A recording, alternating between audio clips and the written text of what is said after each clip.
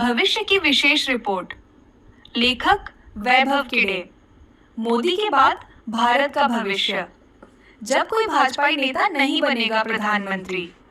अगर नरेंद्र मोदी राजनीति से संन्यास लेते हैं या देश किसी आपातकाल जैसी स्थिति से गुजरता है, तो अगला प्रधानमंत्री न तो योगी आदित्यनाथ होंगे, न ही अमित शाह या नितिन गडकरी।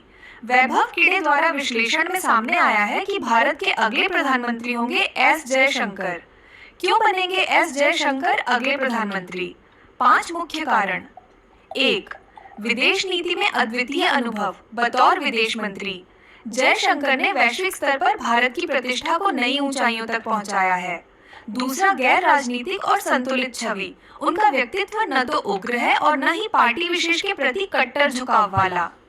इससे वे सर्वमान्य नेता बन सकते हैं। 3. राजनयिक सूझबूझ और वैश्विक संबंध। अमेरिका, रूस, चीन, यूरोप सभी देशों के साथ उनके व्यक्तिगत संबंध देश के लिए उपयोगी हो सकते हैं। 4. युवाओं में बढ़ती लोकप्रियता। सोशल मीडिया और सार्वजनिक मंचों पर उनका तर्कसंगत और प्रभावशाली बोलना युवाओं को आकर्षित कर रहा है। 5.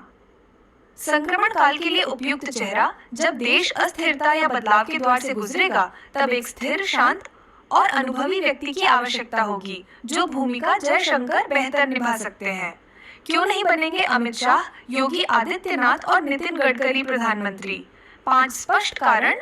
1. अति राजनीतिक छवि। अमित शाह की छवि अत्यधिक राजनीतिक और ध्रुवीकरण वाली है, जो संक्रमण काल में स्वीकार्य नहीं होगी। 2. धार्मिक ध्रुवीकरण। योगी आदित्यनाथ योगी जी की पहचान एक धार्मिक नेता की तरह है, जो सेक्युलर और सर्वसमावेशक नेतृत्व की मांग में बाधा बन सकती है। 3. स्वतंत्र सोच और टकराव। गडकरी नितिन गडकरी कई बार पार्टी लाइन से हटकर बोलते हैं, जिससे उन पर भरोसा करने में बीजेपी को भी संकोच हो सकता है। 4. नरेंद्र मोदी का विकल्प बनने की कठिनाई। इन तीनों में से कोई भी नेता मोदी जैसी सार्वभौमिक स्वीकार्यता और करिश्मा नहीं ला पा रहा है। 5. आंतरिक सत्ता संघर्ष। मोदी के बाद बीजेपी में अंदरूनी खींचतान और धड़ेबाजी की संभावना है, जिसमें ये तीनों नेता एक दूसरे के विरोध में खड़े हो सकते हैं। निष्कर्ष: जब नरेंद्र मोदी राजनीति से विदा लेंगे या देश अस्थिरता के दौर में पहुंचेगा, तो भारत को एक अनुभवी, संतुलित और वैश्विक दृष्टिकोण रखने वाला नेता चाहिए होगा, और वह चेहरा एस जयशंकर का हो सकता है। एक ऐसा नेता जो भारत को अगले दशक में स्थिरता और सम्मान के साथ आगे बढ़ा सके।